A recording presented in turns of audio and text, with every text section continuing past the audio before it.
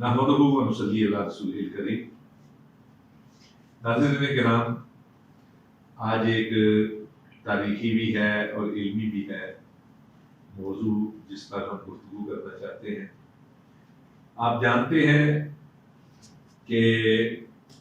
کون سا اسلامی کیلنڈر، اسلامی تقویم، کون سا اسلامی سال ہم پر سایہ فکن ہوا چاہتا ہے، اس کی تعداد کے بارے میں آپ جانتے ہیں۔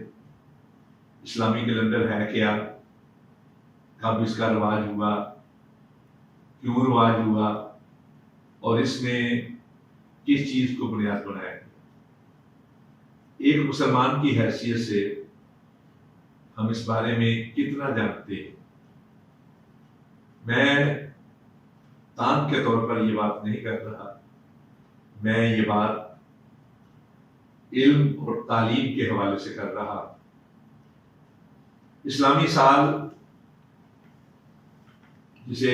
ہجری تقویم کہا جاتا ہے، ہجری کیلنڈر کہا جاتا ہے،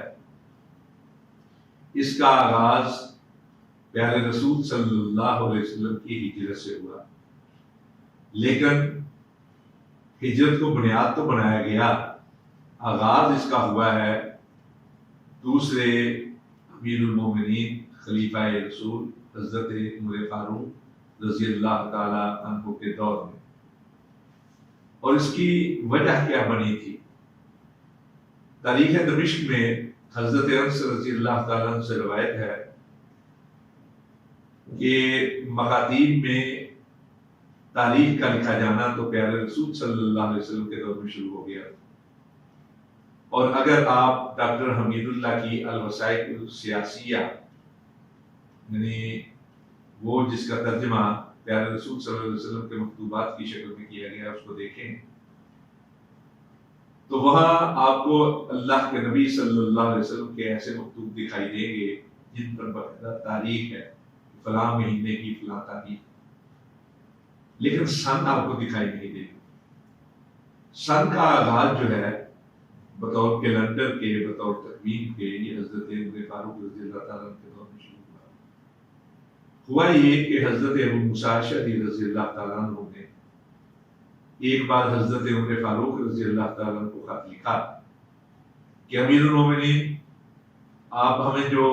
خطوط بھیجتے ہیں، حکم نامے بھیجتے ہیں، ہمیں یہ پتہ نہیں چلتا کہ کون سا پہلے روانہ ہوا ہے، کون سا بعد میں۔ اس لیے اس پہ اس وقت ہوتا کیا تھا، یہ دور تو تھا نہیں کہ جب ای میل کے ذریعے سے یا واٹس ایپ کے ذریعے سے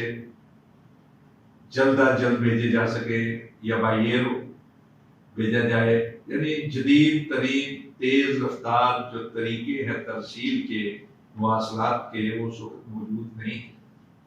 زیادہ سے زیادہ اس وقت جو تیز رفتاری ہوتی تھی وہ گھوڑوں پہ ہوتی تھی۔ رسول پاک صلی اللہ علیہ وسلم کے دور میں ریاست اسلامیہ زیادہ تر خطہ عرب تک محدود تھی۔ حضرت ابوبکر صدیق کے دور میں تھوڑی بڑی، لیکن حضرت عمر فاروق کے دور میں بہت زیادہ پھیل گئی تھی۔ تو تیز رفتار گھوڑے بھی جو ہے وہ ایک سفر جو ہے مہینوں میں کیا کرتے ہیں۔ تو ایسے میں افریقہ کے دور دراز کے علاقے یا ہمارے یہ ایران کے علاقے جو تھے عجم کے، اور اس وقت کا ایران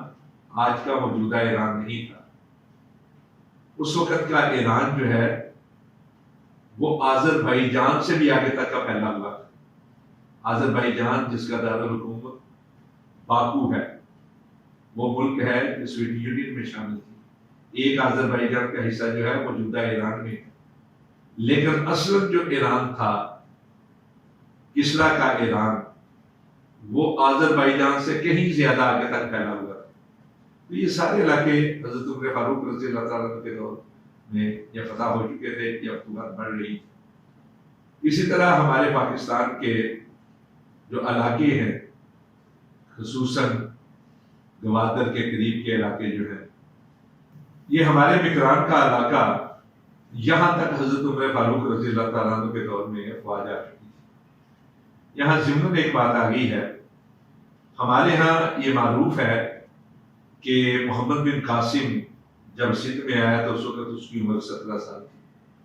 نہیں جس وقت وہ مکران میں آیا اس وقت اس کی عمر 17 سال تھی، لیکن سندھ میں جب وہ آیا ہے حجاج بن یوسف کے دور میں تو اس وقت ان کی عمر جو ہے 27 سال تھی۔ تو کہنے کا مقصد یہ ہے کہ کھانا بوجھ علاقہ جو ہے یا ہمارے مکران کے علاقے جو ہیں یہاں تک حضرت عمر فاروق کے دور میں توسیع ہو چکی تھی۔ اب اتنے وسیع علاقے میں ایک خط بھیجا جاتا تھا، راستے کی مشکلات کی وجہ سے یا بھول بھلیوں کی وجہ سے سوار نہیں پہنچتا تھا، تو بعض اوقات ایسا ہوتا تھا کہ بعد میں بھیجا ہوا خط پہلے پہنچ جاتا تھا۔ تو حضرت ابو موسیٰ اشعری رضی اللہ تعالیٰ عنہ نے حضرت عمر فاروق سے خط کے ذریعے سے یہ عرض کیا کہ اس کا کوئی ایسا نظام ہونا چاہیے، پتہ چلے کہ کون سا خط پہلے لکھا گیا ہے کون سا خط بعد میں لکھا گیا ہے۔ حضرت عمر فاروق رضی اللہ تعالیٰ عنہ نے اس پر ایک وسیع مشاورت کی۔ تو حضرت ہرمزان رضی اللہ تعالیٰ عنہ جو کسریٰ کے خاندان سے تعلق رکھتے تھے، ایرانی نسل تھے اور مسلمان ہو چکے تھے، انہوں نے بتایا کہ ہمارے ہاں جو تاریخ رکھی جاتی ہے وہ کسریٰ کی تخت نشینی سے اس کی ابتدا ہوتی ہے،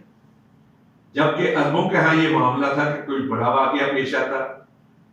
تو اس کو بنیاد بنا لیتے اور گنتے کہ اس کے بعد اتنے سال اتنے سال اتنے سال، اور ایسے میں کوئی دوسرا بڑا واقعہ پیش آ جاتا تو اس کو بنیاد بنا لیتے، کوئی تیسرا بڑا واقعہ پیش آتا تو پھر اس کو بنیاد، جیسے کہ ہم دیکھتے ہیں سیرت کی کتابوں میں کہ رسول اکرم صلی اللہ علیہ وسلم کی تاریخ پیدائش کے حوالے سے یکم عام الفیل، یعنی جب ابرہہ نے مکہ پر حملہ کیا تھا تو اس کو بنیاد بنایا گیا۔ پھر بعد میں مسلمانوں نے رسول اکرم صلی اللہ علیہ وسلم کی بعثت کے حوالے سے تاریخیں لکھنی شروع کر دی، اتنے نبوی میں یعنی رسول اکرم صلی اللہ علیہ وسلم کی بعثت۔ تو جب یہ ہرمزان نے یہ کہا کہ یہ بنیاد بنی تھی تقویم کی، تو حضرت عمر فاروق نے پھر صحابہ کرام سے پوچھا کہ ہم کس چیز کو بنیاد بنائیں۔ اب 4 چیزیں ایسی تھیں، 4 بنیادیں تھیں کہ جن پر غور کیا گیا۔ ایک پیارے رسول صلی اللہ علیہ وسلم کی ولادت، دوسرا پیارے رسول صلی اللہ علیہ وسلم کی بعثت، تیسرا پیارے رسول صلی اللہ علیہ وسلم کی ہجرت،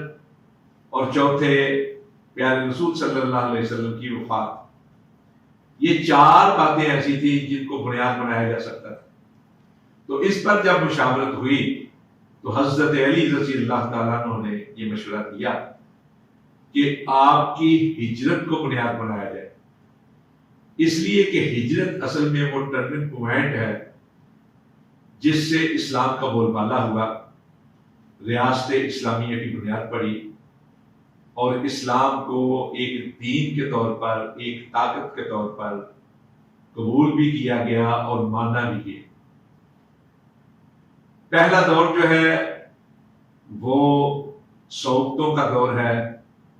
پہلا دور صبر آزما دور ہے۔ پہلے دور کی خصوصیات اپنی ہیں، ان کی فضیلتیں اپنی ہیں، ان کے تبرکات اپنے ہیں،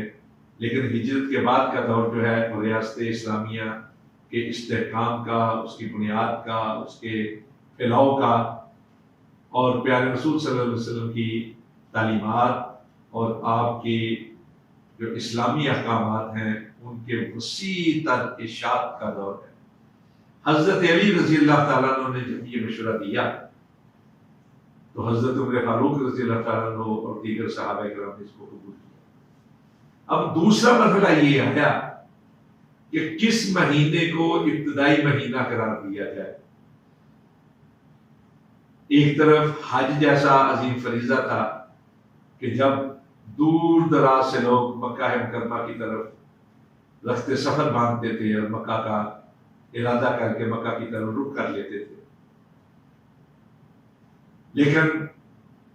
مکہ مکرمہ کی طرف آنا مسلمان اور غیر مسلم سب کے لیے یکساں کشش کا باعث تھا، جبکہ یہاں معاملہ تھا اسلام کا۔ الحق کو یعلو ولا یعلی علیہ، ان الاسلام عاز، اسلام زیادہ عزت کا باعث ہے. پیارے رسول صلی اللہ علیہ وسلم کی تعلیمات، آپ کا دین، آپ کی شریعت اور آپ کی طریقت کہیں زیادہ افضل و اعلیٰ. حضرت عثمان غنی رضی اللہ تعالیٰ عنہ نے کہا کہ ہجرت کو بنیاد بنائیں، لیکن ہجرت کی عملی ابتدا جو ہے وہ بیعت عقبہ سے ہوئی تھی، کہ جب مدینہ طیبہ کے یعنی یثرب کے، اس وقت تو یثرب تھا، مدینہ طیبہ تو بعد میں نام رکھا گیا، جب مدینہ طیبہ کے لوگوں نے پیارے نبی صلی اللہ علیہ وسلم کے ہاتھ پر بیعت کی تھی، اور یہ بیعت ہوئی تھی ذوالحجہ کے مہینے میں. ذوالحجہ کے مہینے میں بیعت یعنی آغاز ہو چکا تھا ایک لحاظ سے ہجرت کا، اور اس کے بعد جو ابتدائی مہینہ تھا جو چاند طلوع ہوا، ذوالحجہ میں تو بیعت ہوئی، لیکن جو چاند طلوع ہوا وہ محرم کا طلوع ہوا. ایک تو اس لحاظ سے حضرت عثمان غنی رضی اللہ تعالیٰ عنہ نے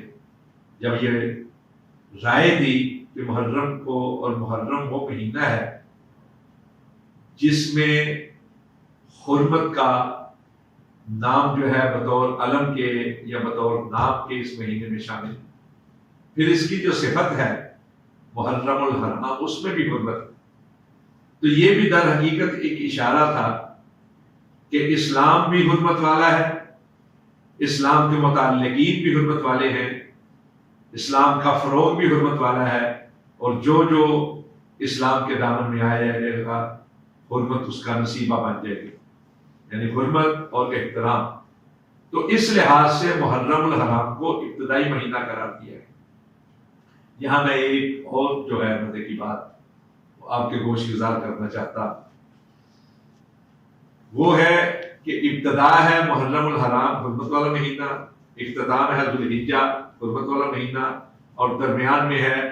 رجب حرمت والا مہینہ. یعنی پورا اسلامی کیلنڈر جو ہے، اسلامی سال، وہ تقاضا کرتا ہے کہ ایک ایک مسلمان جو ہے وہ حرمت و احترام کا خیال رکھے، یعنی محترم بننے کی کوشش کرے، مجرم بننے کی کوشش نہ کرے. اپنے لیے احترام حاصل کرنے کی کوشش کرتا ہے تو دوسروں کے لیے بھی یہ احترام کرانے کا باعث بنے. اس چیز کو سمجھیے. اقول قولی ھذا استغفر اللہ لی.